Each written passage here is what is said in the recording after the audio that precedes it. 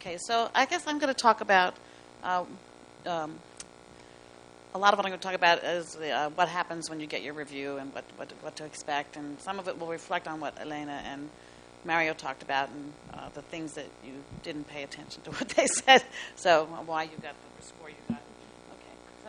Okay, the impact score, the reviewers provide an overall impact score that reflects their whole assessment of the value of the grant.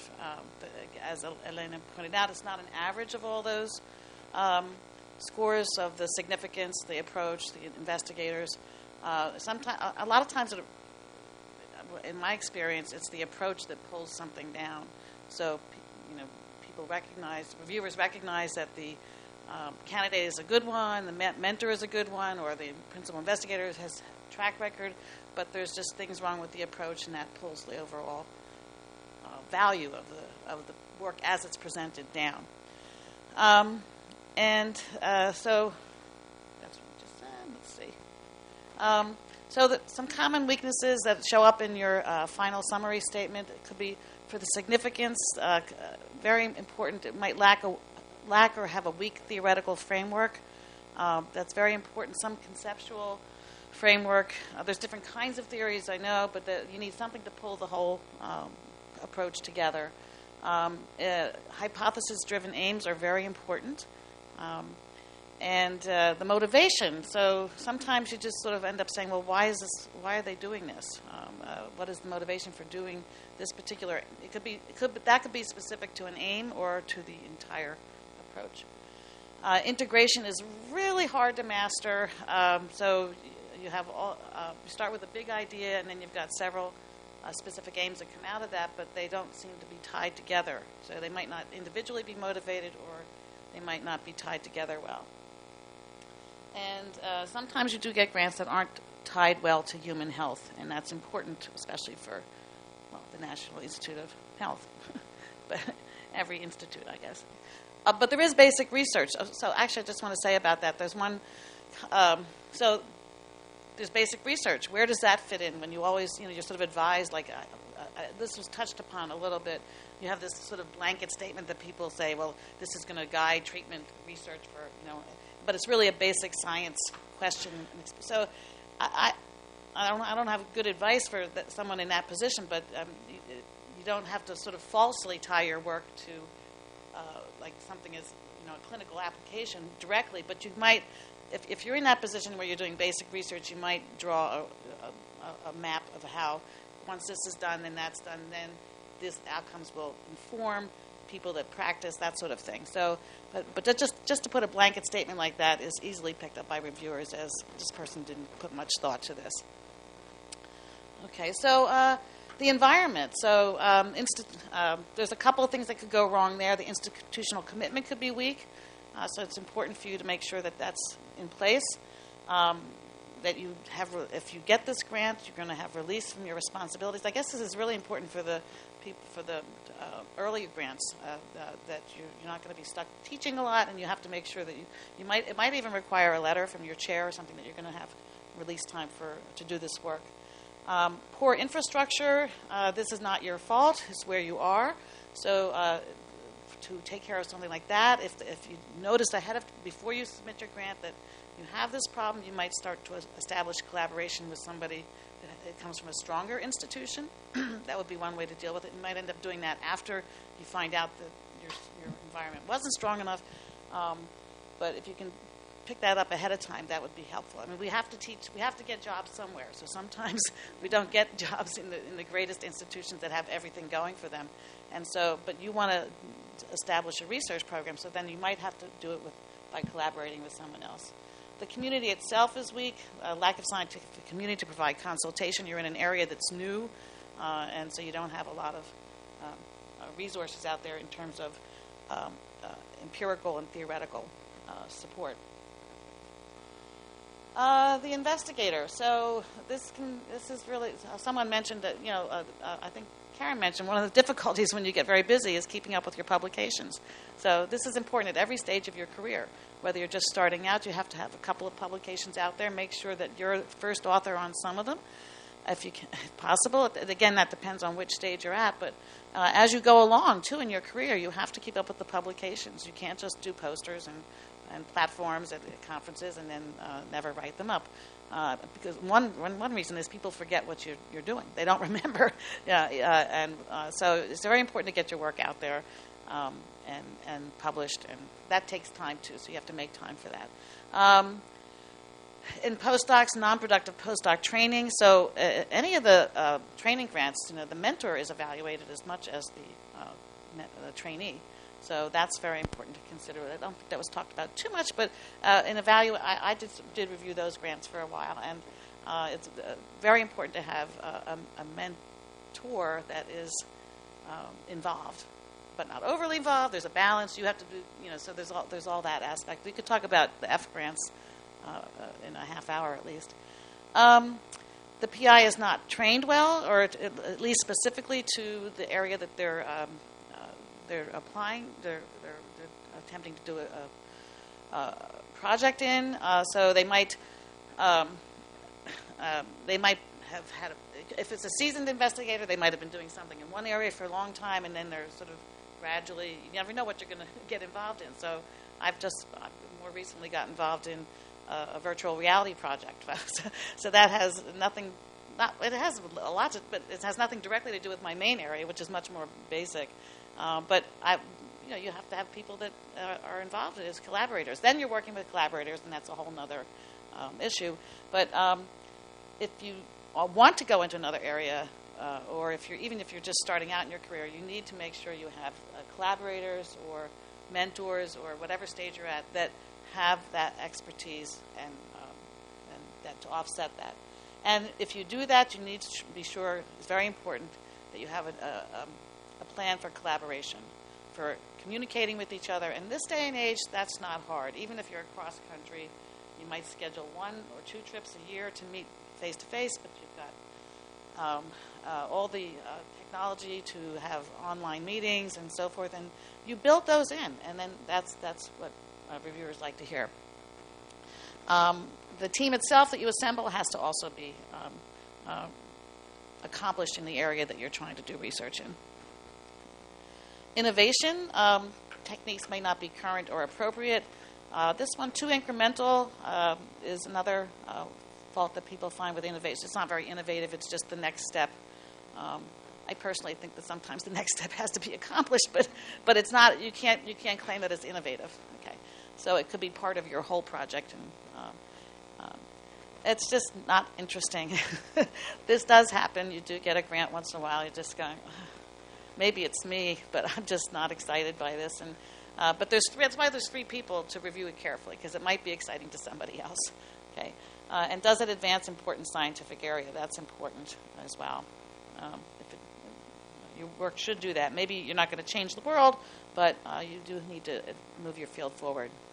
You want to know that people are going to want to read the publications that come out of your work and be excited by them.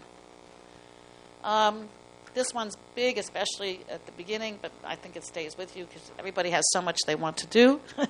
So overly ambitious. So put it all out there first, and then you're going to have to cut. And someone said that they are in love with their sentences, and I'm in love with whole pages. And I put a file, I put them somewhere else. So I'm going to use this later, I say. I never do. Well, mostly never. Okay, so, and then visit it once in a while. Okay. Feasibility of sample size, population techniques are not demonstrated. This is another problem. And sample size is not supported by a power analysis. This is particularly hard in my field because I work with people with aphasia, and you just don't get like 50 people with aphasia just like that. So, but we work with that somehow, and look for reasonable effect sizes. So. Can I just make a comment about overly ambitious? Yes, absolutely. You should look at the grant mechanism and the funding. So obviously, if you're in RO3, you're not going to propose something that's going to take 5 years. You have to think about how long is it going to take, how many people do I really need, and how much funding can I get from that. And it's a very common mistake that young investigators make. They propose way too much for the time and budget that they have. Absolutely true.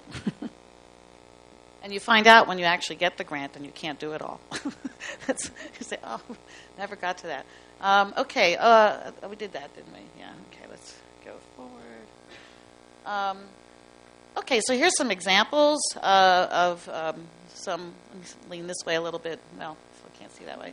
So of some samples of each section and the scores they got. So someone gets a significance score of 2. Okay, remember it's from 1 to 9. Here's the proposal's topic has significant implications for the nation's health. This is the comment of the reviewer. The PI plans to explore 2 promising mechanisms implicated in the cause of X, and as such, findings from this project could meaningfully advance our understanding of X. Because that's the kind of comment that you hope to get, and that's the kind of goal you should have in terms of establishing significance of your weakness. The specific aim section does not provide sufficient rationale for the study of X, its importance for the nation's health, and so on. So sometimes when I read grants, I can see the significance in them, but the grant writer has not put it in there. So you wish they'd sent you the grant to read before. So then I couldn't review it, right? So then you say something like that, and hopefully they understand that they didn't miss it, but they didn't write it down. Investigator. Good things. The investigator's been productive, especially in recent years, for example, and if the publications are relevant to the project that you are applying for grant funds to support. A strong research team is in place. That's a good plus. So the investigator knows that the expertise they need, and they've gone out and found it. Prominent world-class consultants. The investigator, if this is a rewrite, has been responsive to reviews. There's actually a section in the review where you can comment specifically on whether the person's been responsive to reviews. And reviewers have different opinions about that. So, in this case, this is a 1. Wow. So no apparent weaknesses. Okay. Innovation. The project is innovative and it proposes to study the pathogenesis of X. Makes apparent his or her expertise. This is a weakness and ability to successfully use this proposed approach. There are lingering concerns whether findings will go beyond versus essentially confirmed findings. So that is just it's not very attractive, just confirmatory research. So, the approach. So there's only one strength here. Usually you see many more examples, and those of you who have gotten feedback know sometimes you get. They switched from paragraph format to bullets, but some people, like me, have trouble with bullets. I end up writing each of my bullets is a small paragraph. So anyway, the PI has seemingly improved his or her approach, making it more suitable for addressing his or her hypotheses and research questions. But the weakness, the format of the significance section makes it quite difficult to appreciate the contribution of these studies make to the application. That's important. So you don't have as much room for the significance section with 12 pages, but you still somehow have to concisely make it clear that this work is really relevant. And I know I'm reiterating what has been said already, but it's really true. And it's not easy to do. Environment, personnel, and consultants are excellent. No weakness is apparent. Okay. The discussion. Okay, so during the discussion, the preliminary impact scores are given. We kind of talked about this. Primary reviewer speaks, followed by the secondary and tertiary, and then it's discussed as a group. We've kind of discussed this, so I'll move on, shall I? Yeah. Unless there's questions about that. Yes. Go ahead. Sure. Yeah. Further comments for the PI. This must be the old format. You can still do that. Oh, at the bottom of that's right, at the very end, and I've used that, yes. So this is a really good place for reviewers to sort of say, well, even though I've provided a lot of seemingly negative comments, I like what you're doing, and I encourage you to come back and do it, follow what we recommend, because that happens, especially, and it's very, go ahead, you can add to that. For new investigators, I'll often use this section if their writing is a little off track for what the section is supposed to include. I'll try to give them some direction about what to focus on. Or if their biosketch isn't in compliance, I'll say, double check the instructions for the biosketch or something like that. So usually I use that section for stuff that isn't scored but would make their grant better. Okay. Final scores are given. We've discussed all that. Administrative issues are discussed. So after, just for format, so you're familiar with the format, after the discussion's over and the scores are given, then human subjects is discussed. Nadine, would you just point out the scoring outside the range? Because I didn't mention that. Oh, yeah. Okay. So, right. So you did mention, though, that sometimes the SRO says, or the chair, the panel chair says, gosh, there's an awful lot of negative comments, and your scores are like 2 and 3. What's going on? And then other people on the panel will say, yes, this sounds like Mario would be one of those other people. This sounds like a 5 or 6 to me, And so then the SRO says to everybody, well, is anybody, so you have a range of, the final 3 people say, 2, 3, and 4. So you have a range from 2 to 4, and usually everybody would just vote within that range. But if there's a strong feeling from members of the panel that this score should be lower than that, then they're voting outside the range. So the chair, is it the chair or the SRO that says this, would say, if anybody's voting outside the range, please just acknowledge this and then send me an email as to why you're doing it. So, and that happens a lot. Yeah, and the purpose is to or give it doesn't feedback. happen a lot, but it happens more than you might think. So. And this is just to exemplify to you how it's a really fair system. That I know you get back these summary statements that are like frightful and just like, oh my God, but the process that goes on to come up with these is by and large a very fair one, and the reviewers are invested, as we've already said. They spend a lot of time going through the grant, and the discussions are sincere and well intended, I guess is what I'm trying to say. We're all in your court. Okay, is there anything else? Administrative issues. So after the discussion's all over with the scoring, then they discuss human subjects, and sometimes people, this is important, to discuss the minority representation and the women representation, and sometimes you do have issues where people have not, they give you the demographics of the state of Massachusetts as opposed to Boston instead, but they're really working in Boston, so you just say that doesn't make sense. Things like that come up now and then, and so you're allowed to comment on those, but that's done after the scientific review part is completed. Final scores.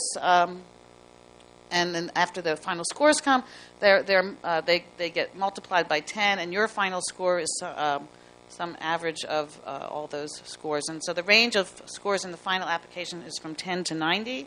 Let's see if I can go. If the grant is not discussed, what you do receive a summary statement, and you have that little squiggle there instead of a number, which is kind of sad. But then you do get the written reviews, and again, people go back, and after the discussion, and they can revise their reviews. They often do. They have several days before the SRO takes all the reviews and turns them into summary statements. So you have, so the reviewers have a chance to benefit from the discussion themselves and change things where they've said something too extreme or not extreme enough, that sort of thing.